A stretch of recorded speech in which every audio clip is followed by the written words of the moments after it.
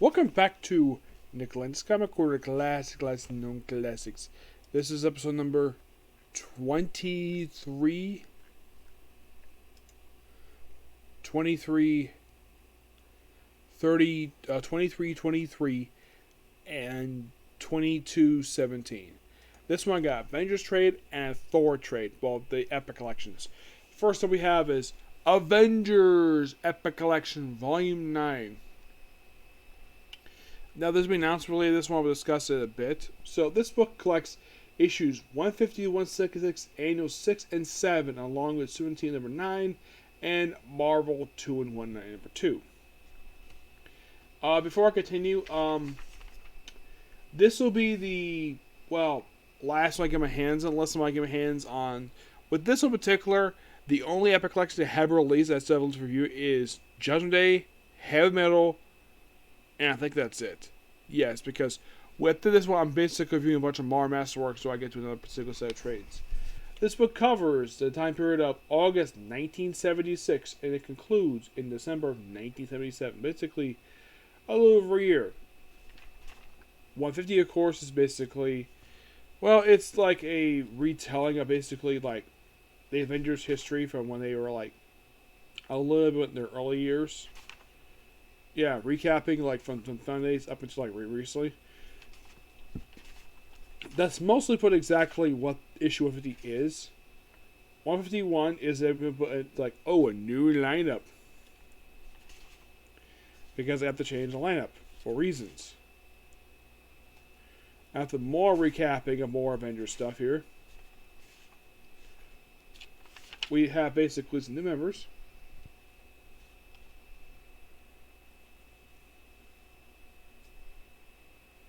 We also got some here guest appearances by the champions. Yep, they'll come ball players, don't worry.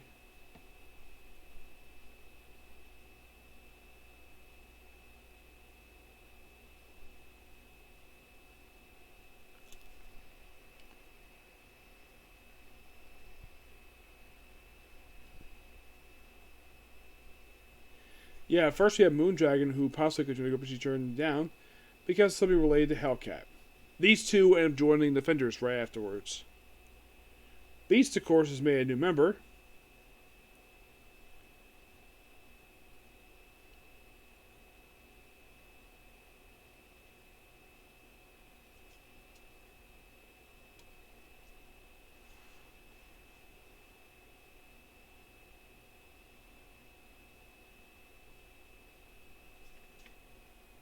Yeah, and of course, Mantis ends up joining the team too.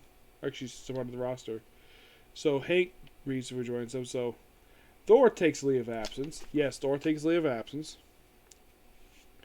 So your new lineup is basically just Yellow Jacket, Wasp, Beast, Iron Man, Captain America, Vision, and Scarlet Witch for a very brief period of time. And then, of course, Wonder Man comes back. Yep, Wonder Man, who actually, he's here because of this guy, the Black Talon. And you probably ask, Nick, who the heck is the Black Talon? The Black Talon is a minor Marvel comic villain. He's a necromancer. He also basically took some comedic pages of Sensational She-Hulk. Yeah, and of course, they claim his soul is mine.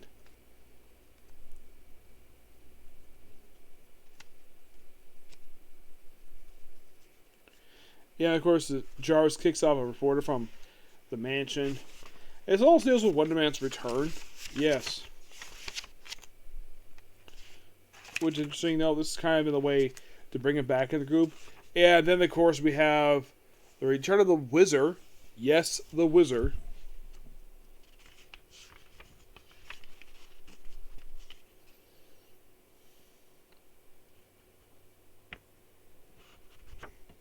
Yeah, 153 basically just deal with the Wizard returning. Though he ends up in the hospital because of stuff related to Wonder Man.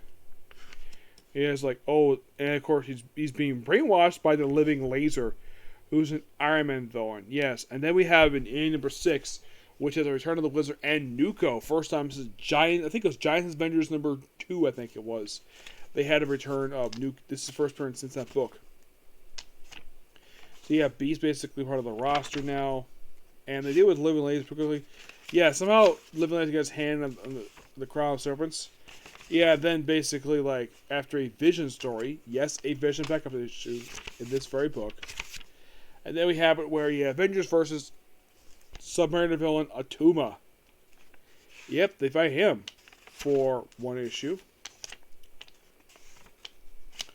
Actually continues afterwards. Yeah, this leads into also an issue of Suit Villain Team Up, where the event that they just have to cross over this book for some reason. Also in this issue of storyline, Vision loses K to Atuma, though he gets it back by the end of it. It wraps up with issue 156.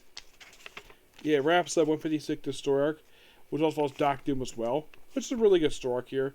Yeah, then we have the most unexpected villain of all in 157. Yeah, this villain is the Black Knight statue. Yep, the Black Knight statue, which was returned to the Avengers after some time after a storyline in the pages of Doctor Strange. Yes. So at the end of this, basically, his statue is broken by the Vision, and of course there was sort of some of the consequences afterwards in 158. And then we have Graviton. Yes, Graviton. He shows up here, just cause. Yeah, he wants to lift stuff because he'll think about gravity. All him has gravity powers. It continues to 159. I think it wraps up at the end of the issue. And then we have 160. We have the return of the Grim Reaper. I think this storyline, this issue here, the follow-up, this is a follow-up to issue 102. Mm-hmm. Well, the Grim Reaper once mentioned in the Avengers will happen in 102, which we also feature return of all people, the Space Phantom, of course, but on trial. We do actually see the Grim Reaper as mask on, first time I can think of. Yeah, that looks like it has mask on. Yep. Oh yeah, and then by the end of the storyline, Wonder Man turns on his brother. Yeah, Grim Reaper is actually his brother. And then he's defeated. And then the very next issue basically have Ant-Man attacking them.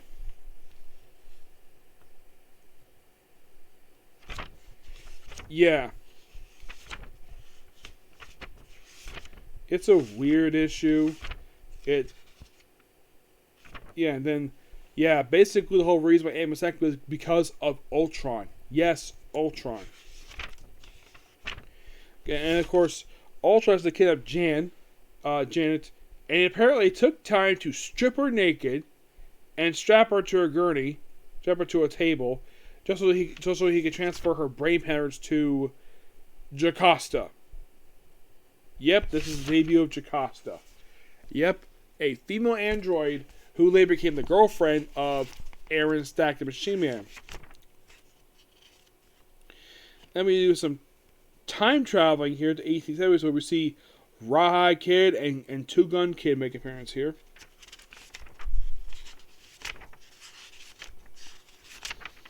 Yep.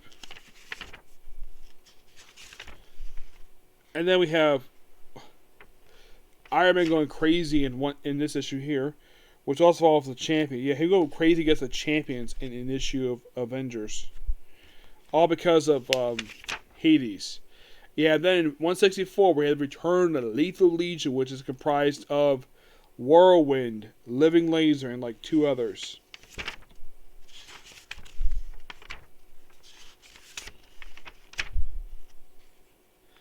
We also have Count Nefardia up here. Here he is. Count Nefardia, a minor villain who is the father of Whitney Frost, aka Madame Mask.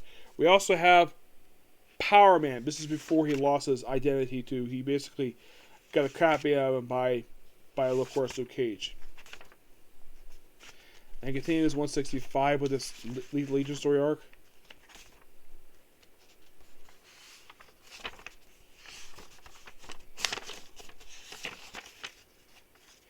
Yeah, and then basically we have the debut of this guy here. You're probably thinking, who is this red-haired guy who appears in this issue? Well, let me tell you.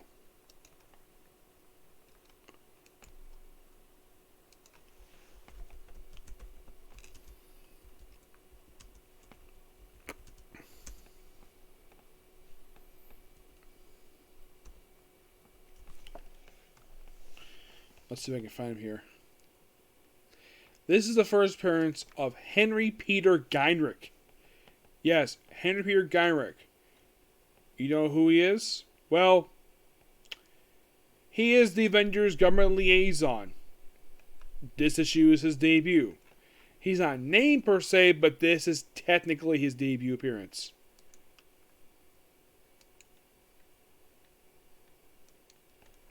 Yeah, and he's here, well, for the long haul. He's here for a certain period of time, and after 192, he's off the roster. Well, as the government liaison. He does come back later on. Most of his appearances at first were sporadic. Then Thor fights Count the Faraday, which wraps up 166. Yep.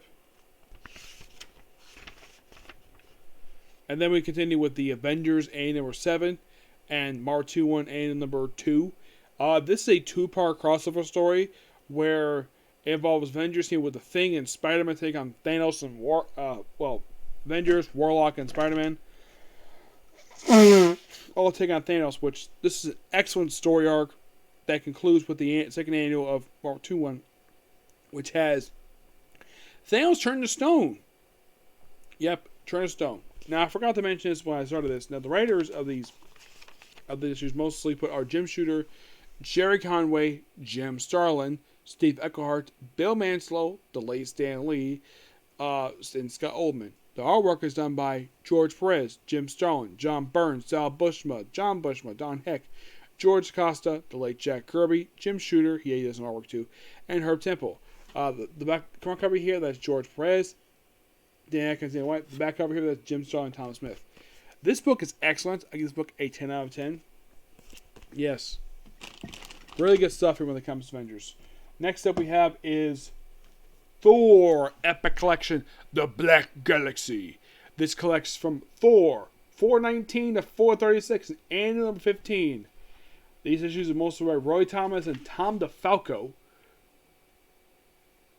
with Ronald Fritz, Dan Thomas, and Gary Burnham. Artwork by Herm Temple, Gary Hart, Ron Fritz, and Rich Bennett. Cover by Ron Fritz, Al Mulgrew, and Veronica Gintini. That does his front cover. The back cover, that's Ron Fritz and Joe Sinnott. This book covers the period of July 1990 to September 1991. Also, in these issues, we also have some Tales of Asgard issue, a backup feature that lasts from issues. It starts with issue 70. It starts with issue 419, and they wrap it up with 424. Yep. Now, as for the annual itself, mostly it's part 3 of the Terminus storyline, which I've discussed already. It's a really good story. This does contain the whole entire annual itself, which has various different stories in it. And then 419 starts the Black Galaxy Saga, which I believe this continues to issue, I think it's like 424, I think it was. Yes. It's a long story arc that involves also, it's sort of in a way a sequel story to the Eternal Saga. That's most of what this is. Thor, so in the Black Galaxy, of course, you want the Watchers here as well, along with the High Evolutionary. Of course, Hercules is here as well.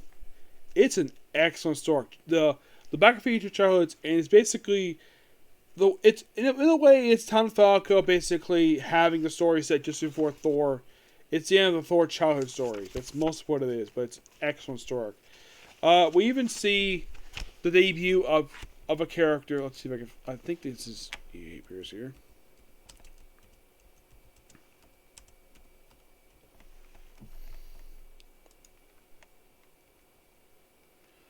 Let's see. Actually, no, he made his debut just prior to this one, but he does basically become something more a little bit after this. Yeah, we have in here. Now, this is not regular Thor. Yeah, Donald Blake basically is long gone at this point in time, so we have Eric Masterson. Yeah, he's Thor. Yeah, he's Thor for a brief period of time. We also see appearance here by his son, Kevin. Yeah, Kevin Masterson. which he's here as a recurring character in this book, even in the spin-off book for Eric Master when he came Thunderstrike. Yep.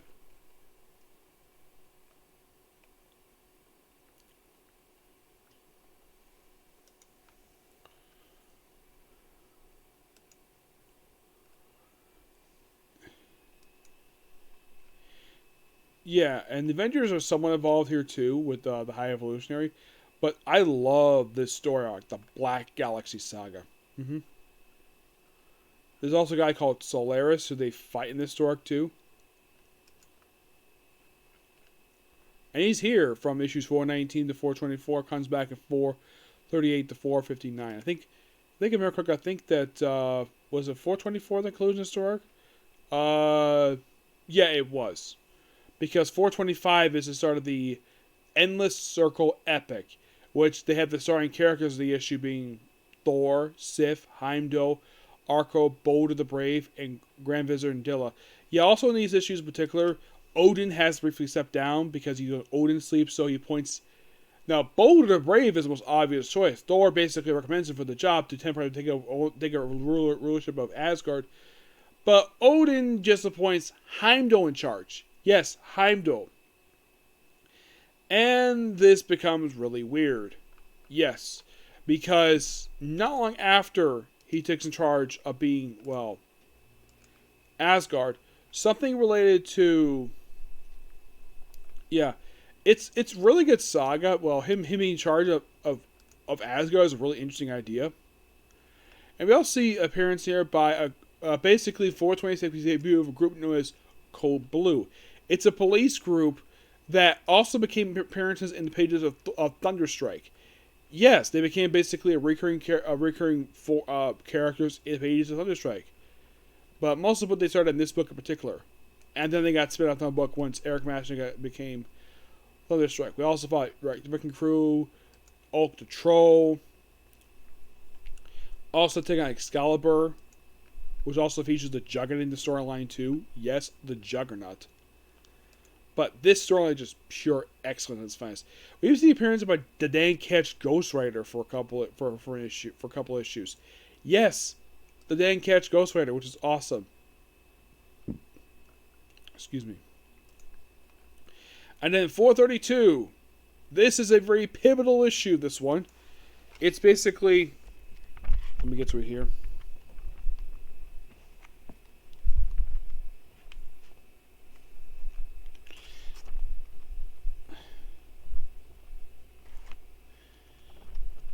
This issue in particular, it's the 350 appearance of Thor. So, yeah, celebrating 350 issues of the Thor comics since his appearance. So, yeah, let's have Thor versus Loki, and then have the issue have something critical happen in this book. Eric Masterson fully becomes Thor in this issue. Like, not just transformation, he takes in the Thor powers. Yeah. Yeah, all because apparently something Thor did. Because he killed an immortal in this issue. Yeah, the way it's written here, he killed an immortal. My guess is probably Loki.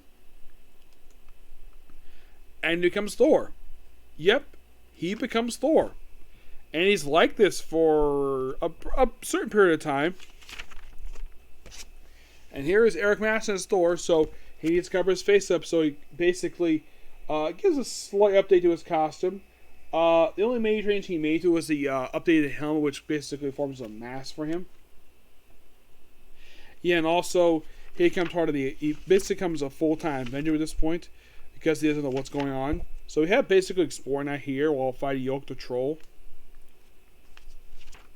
which has beat him, and then basically of course we're getting close to the end of this book. We basically have him where he goes to Asgard, tries to fight Heimdall, figure out what happened to Thor. Also because Thor's gone, Sif cuts her hair, puts on this outfit. Yes, all because her beloved Thor is gone. So, and here's the thing: Eric Maston has no interest in the romantic relationship with Lady Sif because he knows that's Thor's girl. He does not want to mess with that at all. So of course he fights Odin. He's like he's about to harm, but then he stops. And then he's even worried about Heimdall. Yes, Heimdall was worried about being Thor. And then, of course, basically, Odin gets taken by a nihilist by the end of the issue. Then you have Thor. Yeah, Eric Masters with Thor use a freaking gun. Yep. So they were nihilist, and nihilist is basically just, well, supposedly dies. And we so with and then, of course we deal with the Absorb-Man and Titania, which of course apparently that Titania basically want to be together, and Eric Masters is like, you want to be together? Fine, go ahead. I'm not gonna stop you. And of course they think that he's gonna stop them. He's like, nope, it's fine. You two want to be a couple? That's fine. I have no issue with that. And he walks off. He lets me alone. Just stay out of trouble. This stuff is awesome. I love it. I give it a 10 out of 10. And still can't wait to read more Thor, because Thor, you gotta admit, basically, that Roy Thomas and Tom DeValco had just a blast writing this book. Because this book is amazing. Yes, we get sort of some minor 90s stuff here with Ladies with the Alpha. It's just pure author at the finest. But love this book. And I can't wait to discuss more Thor stuff future. Now you might be curious, okay, because I got this book done. How many more Thor Epic Collections are left to go? Which, honestly, that's a good question.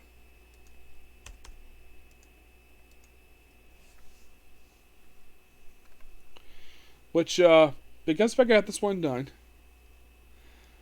I now have exactly... Okay, here we go. So for Thor, because all the ones here have been released, except for Volume 24. So I have 1, 2, 3, 4, 5, 6, 7, 8. There are 9 volumes. Now, of these volumes, I think like 2 of them I can actually get the physical books, but the rest I can't. So with these books in particular, I'm going to have to basically view them like individually, like have a small batch of issues.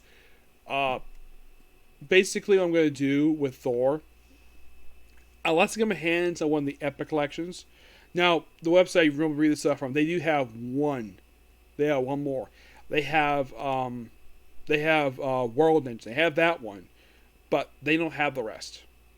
You're thinking, really, they don't? Yeah, they don't. I do not know why. They just simply don't. Yep. But that's going to be this point forward with Thor, and hopefully, and this is a way to get done, review more Thor, to get like the Thor first volume done, the first full, basically the 502, because once you get the number, once you get that area all done, once you get from the period of like 303 to about 502 old, and once you get the whole period done, then all that's left to do for Thor, aside from any mini-series or one-shots, is Thor Volume 2, which I reviewed only one trade for that so far. So this is a way to get more Thor done, and Thor is just an excellent character. I love Thor. Yes. Thor, in my opinion, is one of my favorite characters.